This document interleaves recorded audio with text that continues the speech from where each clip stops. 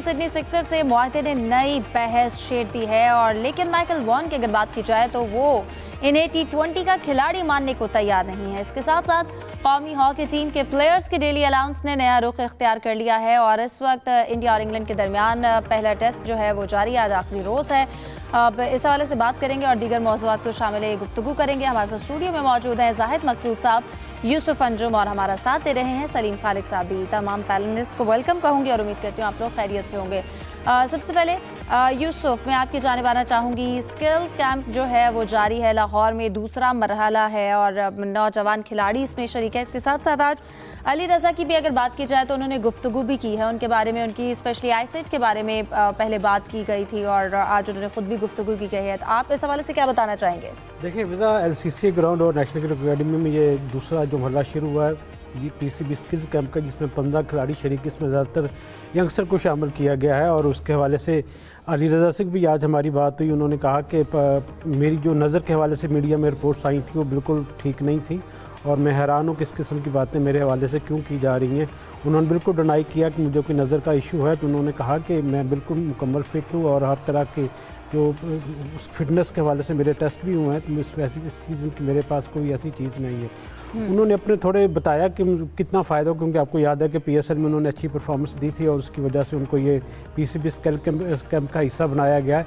यकीनी तौर पर यह किसी भी नौजवान के लिए एक बड़ा एजाज़ होता है कि जब इतने सारे जो दिग्गर खिलाड़ी हैं, मारूफ खिलाड़ी हैं, जिसमें फ़खर जवान भी शामिल हैं, हैदर अली भी इस कैंप का हिस्सा है और जो PCB के अच्छे कोचेज़ हैं उनके साथ उनको ट्रेनिंग करने का मौका मिला है। उनका ये कहना था कि PSL ने मुझे पहचान दी, अब मेरा ख्वाब है कि मैं अपनी परफॉर्मेंस को बेहतर करूं, अपनी स्किल जो है उसको मज़ीद बेहतर करके पाकिस्तान के लिए, टीम के लिए खेलूं।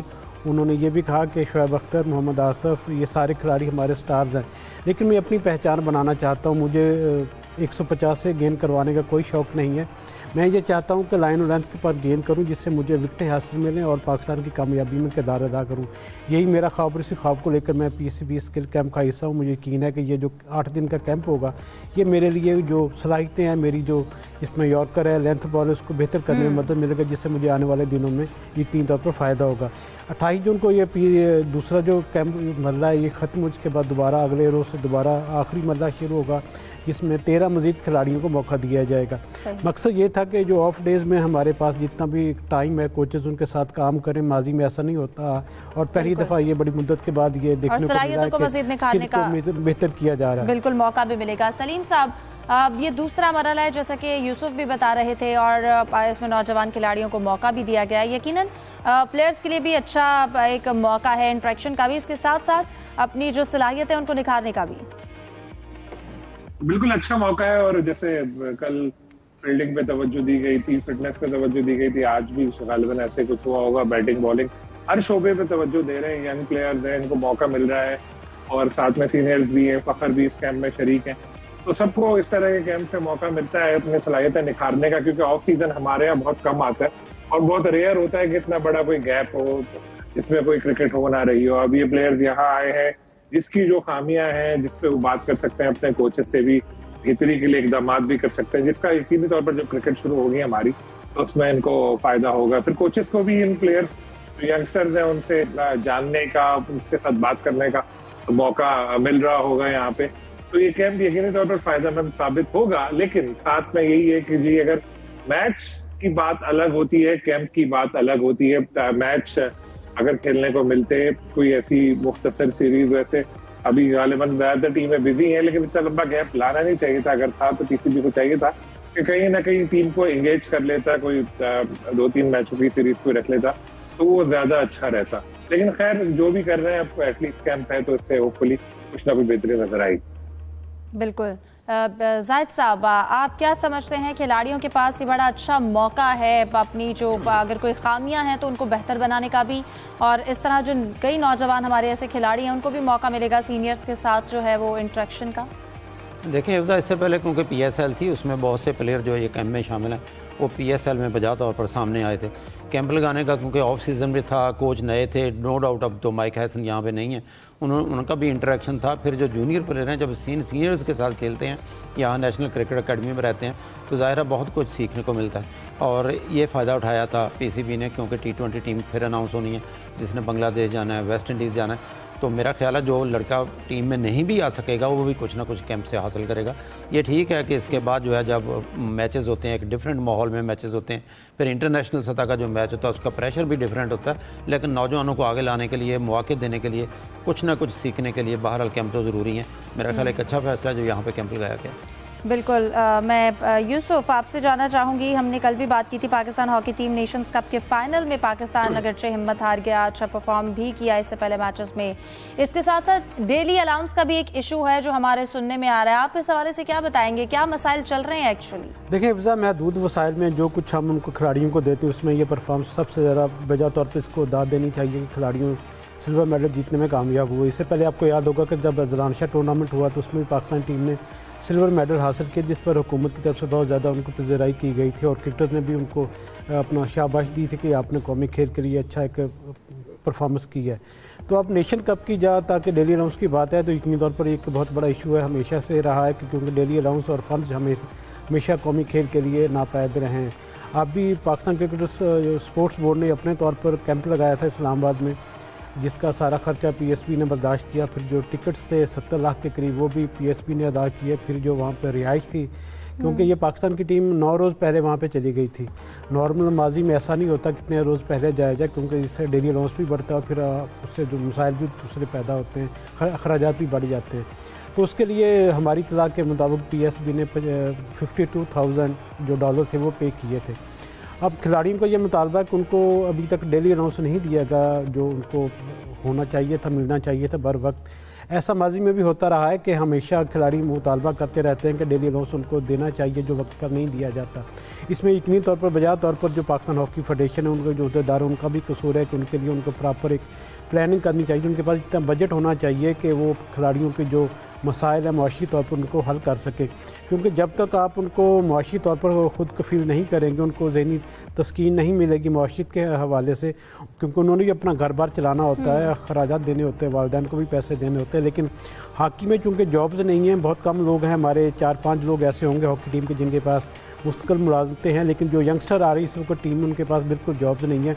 उनका तमाम तर दारोमदार जो कैंप होते हैं और जो मैचेस होते हैं उनके डेली अलाउंस पर ही होता है।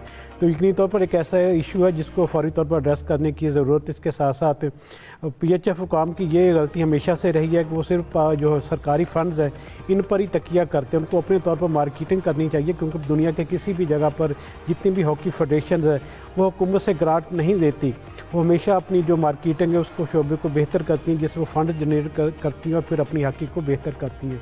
हमारे यहाँ शुरू से ये कौमी खेल के साथ एक अलमिया रहा है कि हमेशा वो हुकूमत की तरफ देखते हैं कि उनको फंड्स दिए जाएँ, लेकिन हुकूमत के अपने महदूद वसाइल हैं, वो अपने तौर पर करने की कोशिश करते हैं। लेकिन जब तक पीएचएफ हुकाम खुद आगे नहीं बढ़ेंगे, अपना मार्केटिंग डिपार्टमेंट कायम नहीं करेंगे, उस वक्त इस तरह के जो इश्यूज़ हैं ये सामने आते रहेंगे। दूसरा, नेशन कप में चूँकि पाकिस्तान की टीम ने एक टीम में इसने क्वालिफाई करना था प्रो लीग के लिए, जिसमें न्यूजीलैंड की टीम कामयाब रही, लेकिन अब इतलात ये है कि न्यूजीलैंड की टीम के पास भी चूँकि फंड्स का इशू है, वहाँ पर चूँकि आबादी भी थोड़ी है और वहाँ पर चूँकि एक शौकिया खेले हॉकी, वहाँ पर ये नेशनल स्पोर्ट्स नहीं है जिस तरह हमारे यहाँ इंडिया में और पाकिस्तान में इसको नेशनल स्पोर्ट्स का दर्जा दिया गया।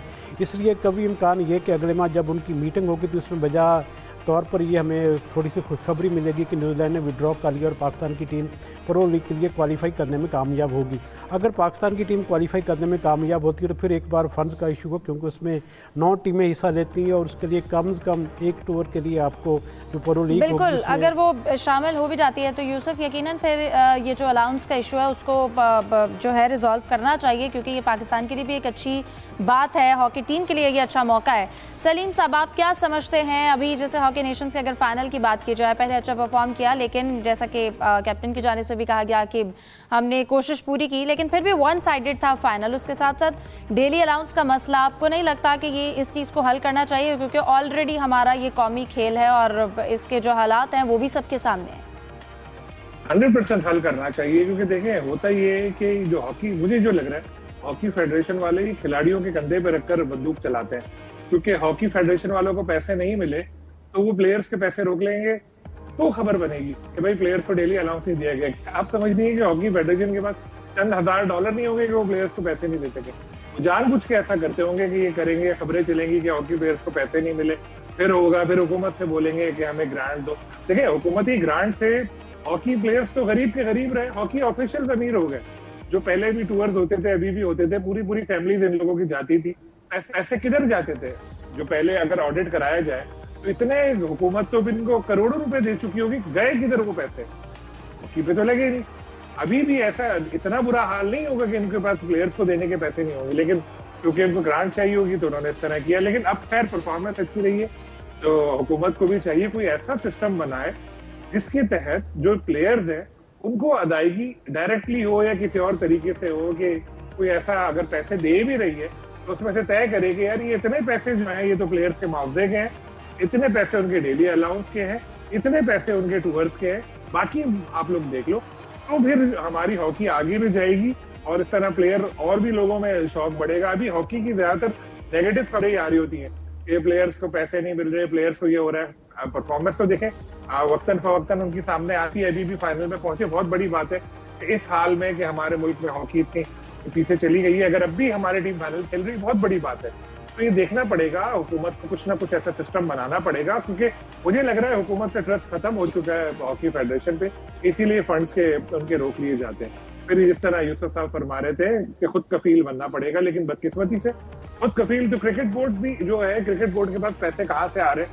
क्रिकेट बोर्ड को दे रही है आईसीसी पैसा, आईसीसी पैसा दे रही है बहुत ज्यादा, और एक पीएसएल की एक फ्रेंचाइज मुल्तान सुल्तान से ही 1.25 अरब रुपए सालाना मिल जाते हैं। और अपना उनका भी कोई ऐसा सिस्टम नहीं है कि मार्केटिंग का बहुत बड़ा, वो एक जगह दे देते हैं, वो लोग आगे बेच रहे होते हैं। आईपीएल में आपको नजर आ रहे होते हैं कतर एयरवेज फलाना, यहाँ क्यों नहीं होता? पीएसएल में या पाकिस्तान क्रिकेट में ये सारी एयरलाइन यहाँ से बड़ी बड़ी फ्लाइट जाती है, यहाँ क्यों नहीं एमिरेट्स, कतर या दूसरी एयरलाइन जो है सपोर्ट कर स्पॉन्सर कर रही होती है पाकिस्तान क्रिकेट को? आरामको या दूसरी कंपनी है, सऊदीया तो हमारा बहुत बड़ा दोस्त है, हमारी क्रिकेट में क्यों नहीं आती? हालांकि हमारी परफॉर्मेंस तो इतनी बुरी भी नहीं है। तो ये देखना पड़ेगा, इक़दाम करने पड़ेंगे, कोशिश करनी पड़ेगी, अपने आप को बताना पड़ेगा, दुनिया को बताना पड़ेगा कि हम लोग क्या है, हम लोगों ने क्या किया है, क्या कर सकते हैं। तो हॉकी, क्रिकेट, सब में पैसा आएगा। ऐसा नहीं है कि बिल्कुल भी सब लोग भाग रहे हैं, कोई पैसा देने को तैयार नहीं है। ट्रस्ट पहले ट्रस्ट जीते। बिल्कुल, अब जो है वो पैसे आ सकते हैं। जाहिद साहब, आप क्या हल देखते हैं डेली अलाउंस का जो मसला चल रहा है? आपको क्या लगता है इसका कैसे हल निकाला जाएगा? देखिए, थोड़ा सा जिक्र करूंगा नेशंस कप का, जिसमें हमारी हॉकी टीम गई थी और तवक्कुआत से ज़्यादा बेहतर खेल पेश किया। अगर मगर के चक्कर में तो हमेशा हमारी टीमें रहती हैं। जापान अगर एक गोल और उनके खिलाफ हो जाता तो पाकिस्तान नहीं पहुंच सकता था। सेमीफाइनल पाकिस्तानी टीम बहुत अच्छा खेली, बल्कि उससे हमारी उम्मीदें हाई हो गई कि फ़ाइनल भी बहुत अच्छा खेलेगी। फ़ाइनल में शुरू से ही अटैकिंग खेल का मुजाहरा किया न्यूजीलैंड ने, और उसका नतीजा हमारे सामने है कि पाकिस्तानी टीम प्रेशर से ही नहीं निकल सकी। और मुझे याद आता है 2006 में गालबन कॉमनवेल्थ गेम्स थी, उसका फाइनल पाकिस्तान और ऑस्ट्रेलिया के दरमियान हुआ था, और उस वक्त के इंग्लैंड के जो वज़ीर-ए-आज़म थे टोनी ब्लेयर, वो चीफ गेस्ट थे। जब वो भी वन साइडेड मैच हुआ तो उन्होंने बाद में जो खिताब किया था, अपनी तकरीर की थी, उन्होंने कहा था कि पाकिस्तानी टीम को 2 चीज़ें करनी पड़ेगी, एक अटैकिंग हॉकी खेलनी पड़ेगी, एक अपना स्टेमिना बेहतर करना पड़ेगा। तो ये भी नज़र आया कि न्यूजीलैंड ने जो स्टार्ट से प्रेशर डाला, एंड तक फिर न्यूजीलैंड पाकिस्तानी टीम उसे संभल नहीं सकी।